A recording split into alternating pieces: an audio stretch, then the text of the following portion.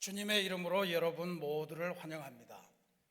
우리들은 오늘 그동안 우리가 두 차례나 연기하면서 기다려왔던 교회 창립 42주년 감사 예배를 드리고 있습니다. 그동안 온 국민이 헌신적으로 사회적 거리두기와 개인 방역에 힘쓰면서 드디어 성과를 얻어냈습니다. 지난 5월 5일을 기점으로 생활 방역 시기로 접어들었기에 오늘의 이 예배가 가능해졌습니다. 물론 아직도 위험 요소가 많습니다. 지난 주말께에 발표된 이태원 클럽 출입한 사람에 의해서 이게 말 없는 코로나가 1000리를 간다, 부산까지 이미 전파가 됐다고 그럽니다. 새로운 위험 요소가 있긴 하지만 하나님께서 도와주시리라 믿습니다. 다시 한번 배웁니다. 아무리 정부가 열심히 하고 우리 각자가 열심히 해도 사람의 의식, 사람이 변화하지 않으면 이 바이러스는 결코 없어지지 않겠다. 이 시간은 자제해야 되고 모두가 유흥을 멈추고 바이러스를 쫓아내는 일에 만전을 기해야 될 줄로 믿습니다. 바라고 기도하기는 이번 이태원 클럽 출입자들에 의해서 생겨난 바이러스가 문제없이 지나가기를 바랍니다. 오늘 주님께서는 이 귀한 가정주의를 또 교회 창립주의를 통해서 우리의 교회 문을 본격적으로 열어주셨고, 그동안 우리들이 중지했거나 연기했거나 취소했던 모든 기도회와 행사와 성도 간의 교제가 다 가능하도록 만들어주셨습니다. 오늘 저희들이 오랜만에 근 2달 반 만에 교회 주일 애찬을 나누게 됩니다. 방역 원칙을 지키시면서 함께 귀한 식탁의 교제를 나누시기를 바랍니다. 교회 문이 닫혀 있는 상황에서 또 모든 예배를 영상으로 진행하면서 많이 가졌던 생각이 있습니다. 그 중에 가장 많이 했던 생각은 교회는 도대체 어떤 공동체일까? 라고 하는 질문이었습니다. 우리가 평생 의지하면서 괴로울 때나 즐거울 때나 여기 와서 함께 나누고 눈물을 흘리고 기도했던 이 교회 공동체가 이 위기의 상황에 온 국민이, 온 세계 사람이 감염병의 공포 앞에서 떨고 있는 이 상황에 도대체 어떤 역할을 해야 되는 걸까 하는 것이었습니다. 이번 사태를 경험하면서 어쩌면 우리 사회에서 가장 필요하신 분들은 의사하고 간호사분들이 아닌가 이런 생각을 하고요. 또 이분들을 지원하는 공적인 행정적인 공직사회 이런 분들이 필요한 거 아닌가. 또 이웃사랑이라는 신념을 가지고 협력하며 헌신적으로 자원봉사에 나서신 시민사회와 시민들, 이런 분들이 결국 우리 사회를 지켜주는 거 아닌가.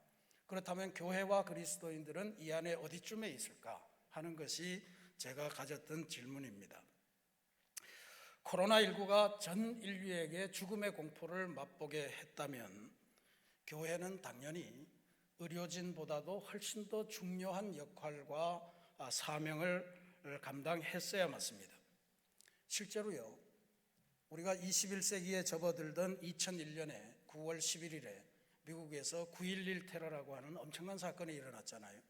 세계 무역 빌딩 2채가 그냥 한순간에 날아가고 7,000명의 사람이 희생됐는데, 그때 미국 교회의 통계를 보면 한 6개월 동안 미국 교회 예배에 참석하는 숫자가 어마어마하게 증가했다는 거예요.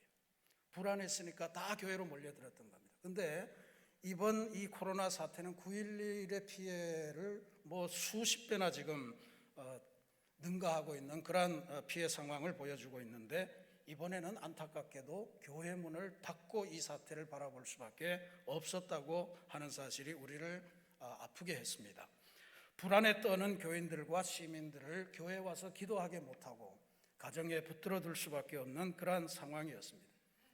그러면 생각을 해볼 수 있어요. 이제 우리 교회는 이런 위기 상황에 필요 없는 공동체인가? 우리에게 영원한 위로와 평안을 주는 하나님의 복음은 수명을 다한 것인가? 이런 질문, 이것이 2차례나 연기하면서 맞이하는 교회 창립 42주년 감사 예배를 드리면서 제가 여러분과 함께 나누고 싶은 질문입니다.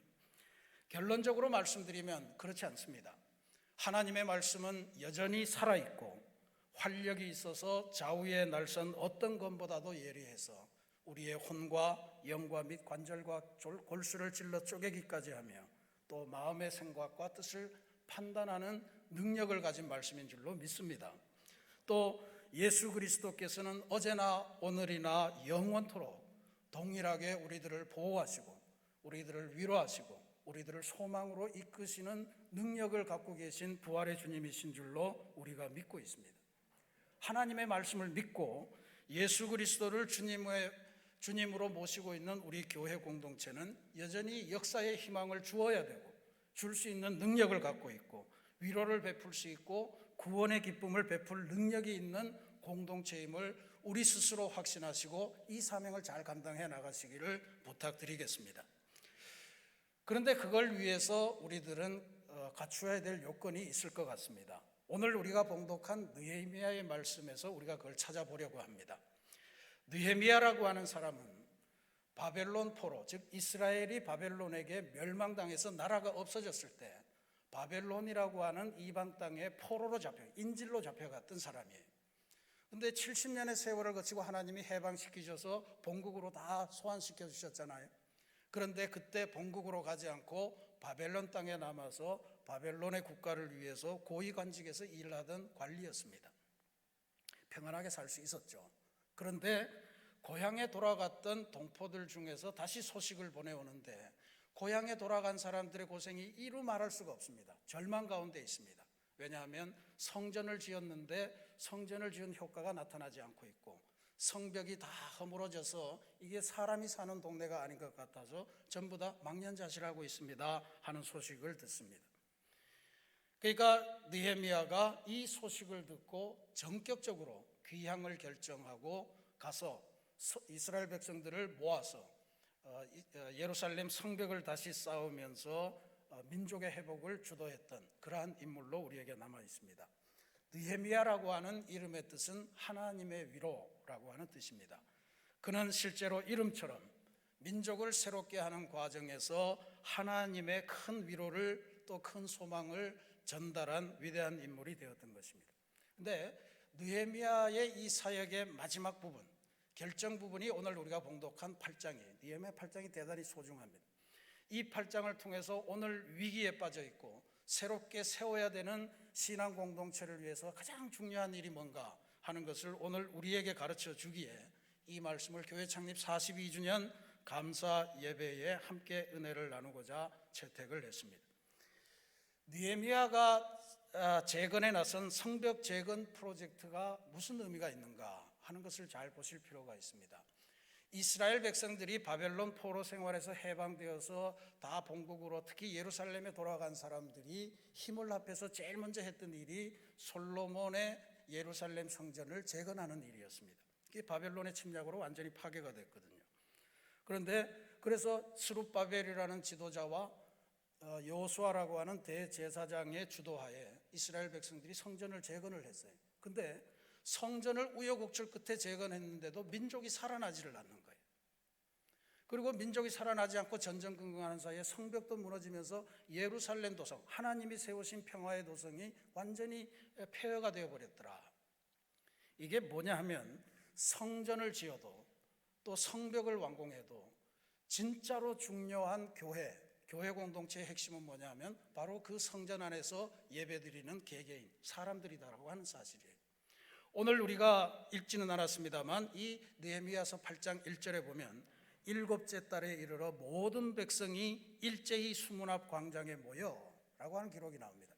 여기 수문 앞 광장 앞에 모인 모든 사람들, 이게 바로 교회라는 거예요.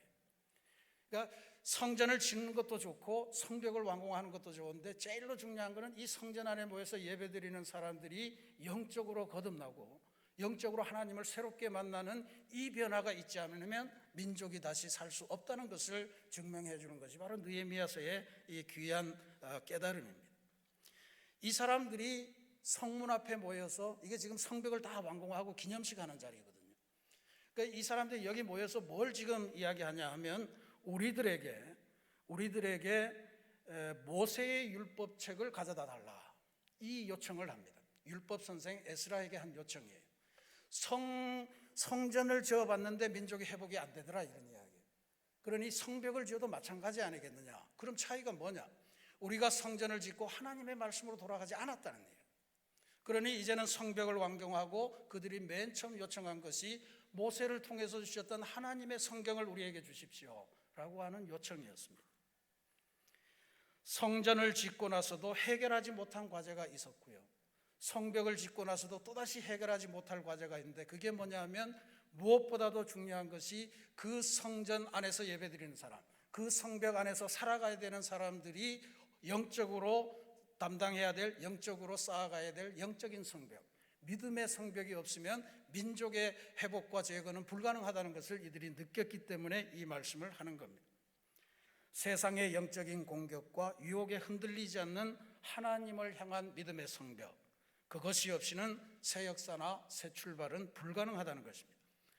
바벨론 포로 시대 자칫했으면 민족이 멸망해서 이 세상에서 흔적도 없이 사라질 뻔했던 그 시기에 새롭게 하나님의 역사에 희망을 지폈던 것은 바로 하나님의 말씀을 찾는 갈급함이었고, 그리고 그 하나님의 말씀을 울면서 사모하던 하나님의 백성들 때문에 이것이 가능했다는 것을 오늘 우리가 기억해야 됩니다.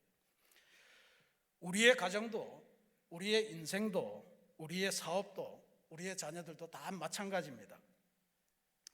여러분, 우리 모두는 다 한결같이 가정을 키우기 위해서, 자녀들을 돌보기 위해서, 우리 인생을 보다 윤택하기 위해서 일주일에 5일, 6일, 7일까지도 계속해서 그렇게 직장 생활을 합니다.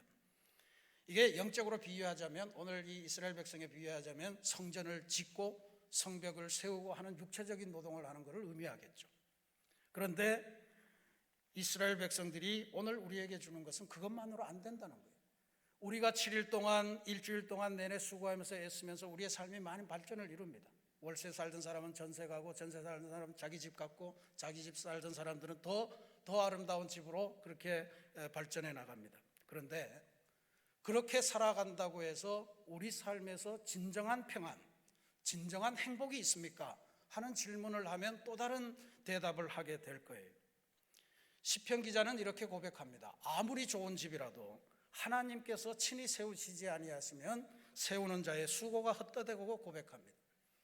우리가 아무리 애써서 우리의 집을 지키려고 새콤 달고 뭘 해도 하나님께서 친히 지켜주지 아니하시면 파수꾼이 아무리 밤새면서 깨어 있어도 그게 다 헛되다는 거예요. 다시 한번 묻습니다. 여러분의 가정 진정으로 평안하십니까?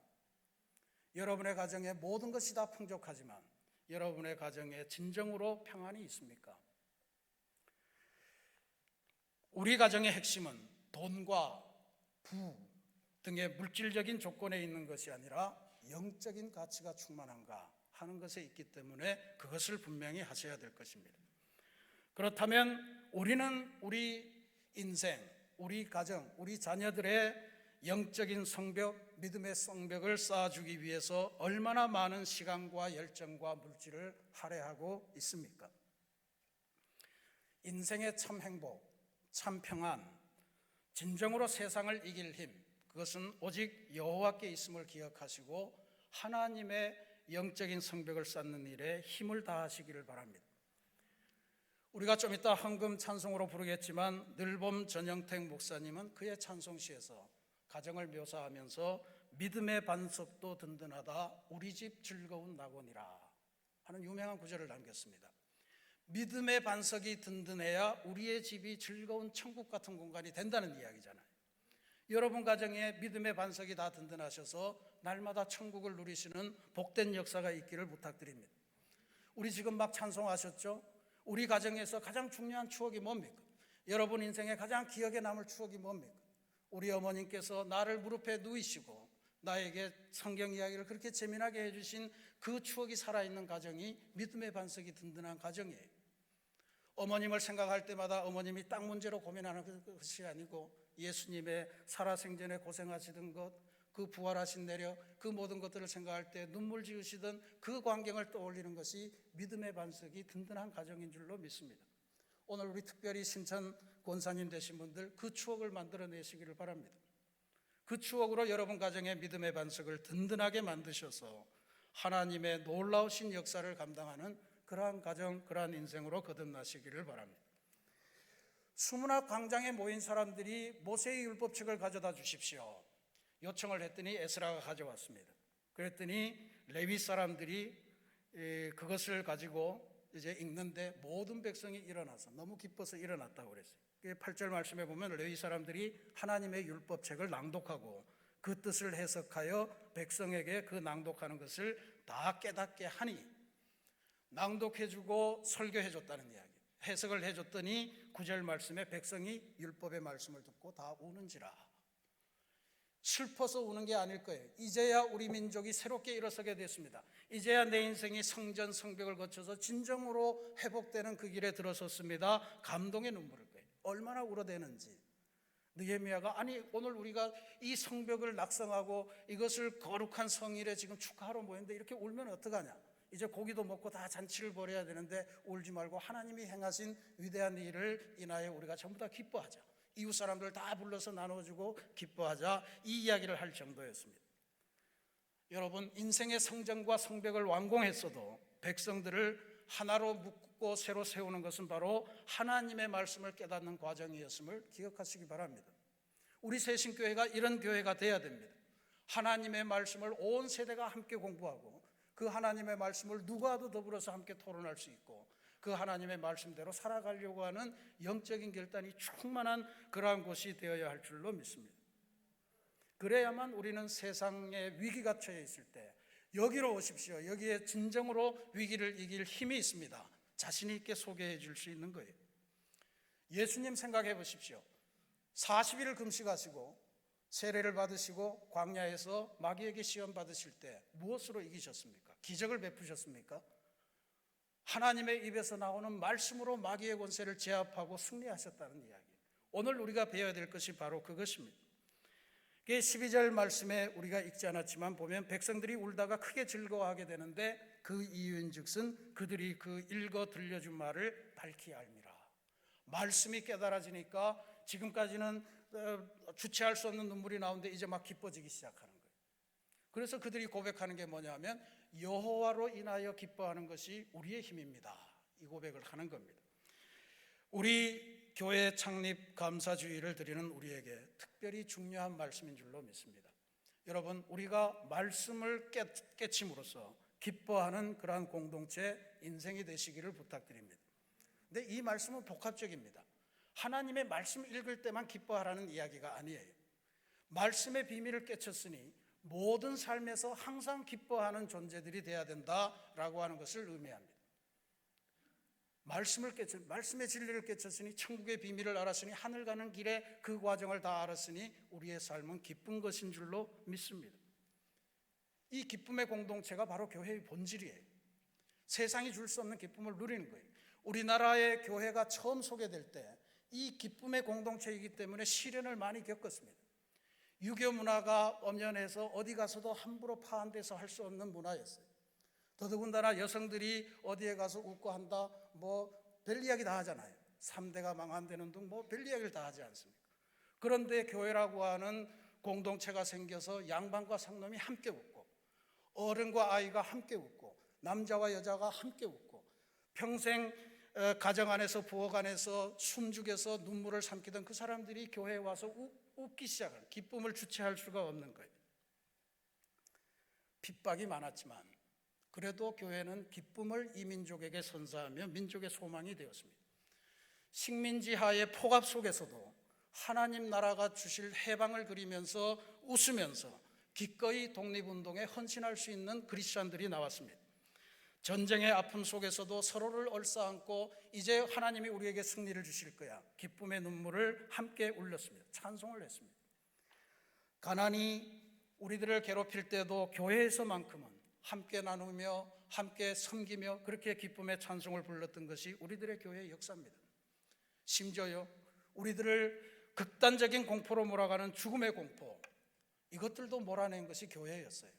장례식에서 더 이상 어이 그런 장송곡을 하지 말아 주십시오. 내 장례식은 천국 가는 길이니 천국 가는 기쁜 찬송을 불러주십시오. 옷도 흰 옷 입지 말고 아주 알록달록한 채색 옷을 입어주십시오. 이런 유언들이 막 기독교인들에게서 터져 나오는 거예요. 이게 기독교입니다. 이게 기독교입니다. 오늘날 우리가 이 위기 속에서 아직도 교회가 살아있다, 아직도 교회가 희망이다, 전해줄 수 있는 것, 첫 번째는 하나님의 말씀으로 우리가 기뻐해야 됩니다. 두 번째는 우리의 삶 자체가 그래서 기쁜 삶을 사람들에게 보여주어야만 이게 되는 거예요. 그러니까 여러분들 이제 교회 오실 때는 의도적으로 웃으셔야 됩니다. 인상 쓰시면 안 됩니다. 심각하게 오셨어도 여기 오셔서는 다 웃으셔야 됩니다. 저놈이 나를 보고 인사를 할까 안 할까, 이런 거 먼저 제거하시면 안 됩니다. 내가 먼저 인사하는 게 필요해요. 반갑게, 모르는 사람이면 더 반갑게. 그 세 가지를 제가 여러분에게 제안하고 싶습니다. 이거 세 개만 잘하면 우리 세신교회는 장안의 소문난 교회가 될 거예요. 첫 번째로, 주차장 들어올 때 요즘은 어쩔 수 없이 내리시죠. 창문 열을 재야 되니까. 이거 앞으로 계속 하시기 바랍니다. 그 앞에서 봉사하시는 분들은 하나님의 사랑, 그 마음을 담고 여러분에게 그 사랑을 전달하려고 거기 서 계신 거예요. 그 사랑을 먼저 받으시기 바랍니다. 창문 내리시고 수고하십니다, 감사합니다, 하나님의 사랑으로 복된 주일 되십시오 하고 지나가시기 바랍니다. 두 번째로, 엘리베이터 안에서 여러분들 인상 쓰고 계시지 마십시오. 엘리베이터 안에 뭐 1000km, 정원 13명, 나는 도대체 몇 킬로일까, 이런 거 계산하지 마십시오. 옆에 계신 분이 누구인지, 어떤 사정으로 오셨는지, 어느 동네에서 오셨는지 그것부터 물어보시면서 인사하시기 바랍니다. 마지막으로, 여러분들이 서로 손 내미시면서 눈을 보시면서 인사하시기 바랍니다. 그래서 고개만 끄덕하고 지나가고, 그건 인사는 아니죠. 아는 척하는 거죠. 진짜로 기쁜 마음으로, 오늘도 우리가 살아서 하나님의 은혜로 여기서 만났습니다, 부활의 기쁨을 함께 나눕시다 라고 하는 이 기쁨으로 안부 인사라도 한번 물어주고 그렇게 인사할 수 있는 우리 교회가 되기를 바랍니다. 그러면 우리는 세상의 근심을 떨어버리고 이곳에만 오면 세상의 근심을 잊고 하나님의 기쁨으로 세상을 새롭게 하는 위대한 사명을 감당하는 교회로 거듭나게 될 줄로 믿습니다. 사랑하는 우리 새신교회 성도 여러분, 느헤미야서를 보면, 이스라엘 역사를 보면 성전을 지어도 성벽을 지어도 그 과학기술 문명 가지고 진정한 회복이 없다는 것을 우리에게 가르쳐 줍니다. 사회적으로 부를 마련하고 또 명예를 얻고 그리고 학문을 성취해도 그것만으로 이스라엘 백성의 삶이 온전하게 되지 못했다는 것을 우리에게 보여줍니다. 그러면 오늘 우리는 어떻게 해야 되겠습니까? 우리 공동체는 어떻게 세워야 되겠습니까? 우리들의 자녀 손들은 어떻게 양육을 해야 되겠습니까? 학문, 과학기술, 돈, 사회적인 경력, 이런 것만으로 그들의 삶의 평안이나 진정한 행복을 장담할 수 없다는 것을 깨달으시기 바랍니다. 진짜로 중요한 것은 영적인 문제입니다. 하나님과의 관계입니다. 하나님의 말씀을 생동감 있게 묵상하고 공부하고 암송하고 그리고 삶의 바탕으로 삼는 교회와 그리스도인만이, 그리고 그것으로 기쁨 충만하게 서로를 대할 수 있는 그러한 교회 공동체만이 세상을 새롭게 하는 아름다운 주님의 공동체가 될 수 있을 줄로 믿습니다. 우리 한번 소문나게 신앙생활을 해보십시다. 저 교회가 도대체 뭔데? 저기만 가면 사람들이 웃음을 참지를 못해, 기쁨을 참지를 못해. 저기만 하면 다 행복해지는 것 같아. 남녀노소를 막론하고 신명나고 재미나고 행복한 천국의 삶을 보게 되는 그러한 교회를 한번 만들어 보십시다. 이런 교회, 이런 그리스도인들로 변화하는 은총이 교회 창립 42주년 이 가정의 귀한 달에 여러분 모두에게 또 우리 모두에게 임하기를 주님의 이름으로 축원합니다.